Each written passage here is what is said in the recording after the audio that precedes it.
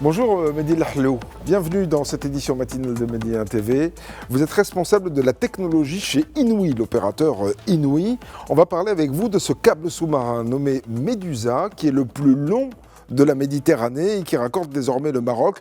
Quand je dis le plus long, c'est qu'il mesure, ou il mesurerait, si je ne me trompe pas, 8700 km. Il relie l'Europe, l'Afrique du Nord et le Moyen-Orient. Et on a parlé, en tout cas la presse, a parlé d'un véritable tournant dans la connectivité du royaume. Est-ce que vous confirmez ? Oui, bonjour Racine Barki, merci de me recevoir. Effectivement, pour rappeler quelques chiffres, ce câble-là est prévu pour couvrir l'ensemble, on va dire, de l'axe méditerranéen, du Portugal jusqu'en Égypte et relier dans l'intervalle, j'allais dire, plusieurs pays, aussi bien sur le nord de la Méditerranée que des pays dans la rive sud de la Méditerranée. Alors, en ce qui nous concerne, nous, effectivement, il va nous permettre de couvrir directement la ville de Nador à la ville de Marseille sur une longueur d'à peu près 1460 km. Alors, comme vous venez de le dire, c'est un projet structurant effectivement pour la connectivité. Il est structurant au moins à deux titres. Le premier, c'est qu'il vient répondre à un développement très important du trafic, du trafic aussi bien national mais international. Et donc, pour bien comprendre et donner quelques chiffres, on va dire le trafic, c'est un peu les usages de l'ensemble de nos citoyens, de l'ensemble des entreprises. Quand on va sur les réseaux sociaux, quand on va streamer sur YouTube ou quand on se parle comme on le fait en ce moment, ces communications transitent le plus souvent par l'international. Et donc, avoir des capacités qui permettent de faire passer ce trafic-là vers l'international est très, très, très important.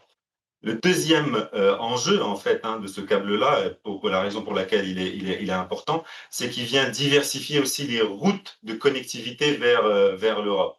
Aujourd'hui, le Maroc dispose déjà de plusieurs liaisons vers le continent européen, soit à travers la façade atlantique, soit à travers le Gibraltar et vers l'Espagne.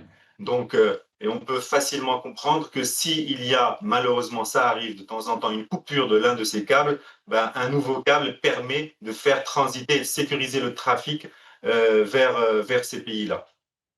Vous en souvenez peut-être, mais il y a quelques temps, cette année, il y a eu une panne électrique majeure en Espagne qui a pu perturber les communications nationales. À ce titre, une nouvelle route vers la France permet de limiter ce genre de risque. Oui. Est-ce que c'est aussi un gage de souveraineté ? Parce que c'est vrai que là, vous êtes en train de nous expliquer que finalement, c'est une liaison vers l'Europe et puis également vers les autres pays d'Afrique du Nord, également le Moyen-Orient. Mais est-ce que c'est aussi un gage de souveraineté d'avoir ce câble désormais relié au Maroc ? Oui, tout à fait, parce que ce qu'il faut comprendre, c'est que c'est un câble qui va permettre le développement de l'économie numérique de manière générale au Maroc, en fait, et de garantir que le Maroc reste connecté aux grands centres de transfert de données ou de positionnement de l'information, qui sont effectivement soit dans des centres européens, voire américains. Donc, aujourd'hui, C'est-à-dire qu'après l'avènement de la 5G au Maroc, c'est maintenant un décuplement de la connectivité. Maintenant, voilà, on n'a plus rien à envier à d'autres pays, et particulièrement en Europe.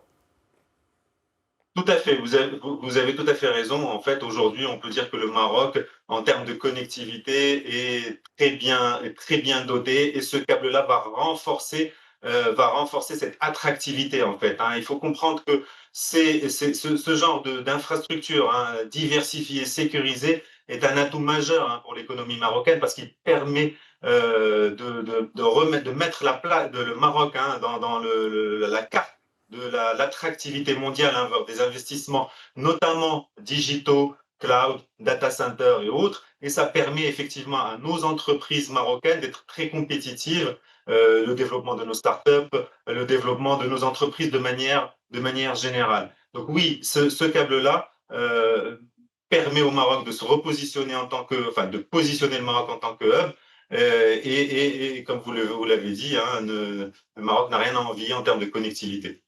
Est-ce que pour les opérateurs comme voilà, celui duquel vous faites partie, pour les opérateurs, ça ouvre aussi de nouvelles perspectives? Vous parliez par exemple de data center, etc. Est-ce que ça ouvre des perspectives aussi pour les opérateurs? Oui, tout à fait.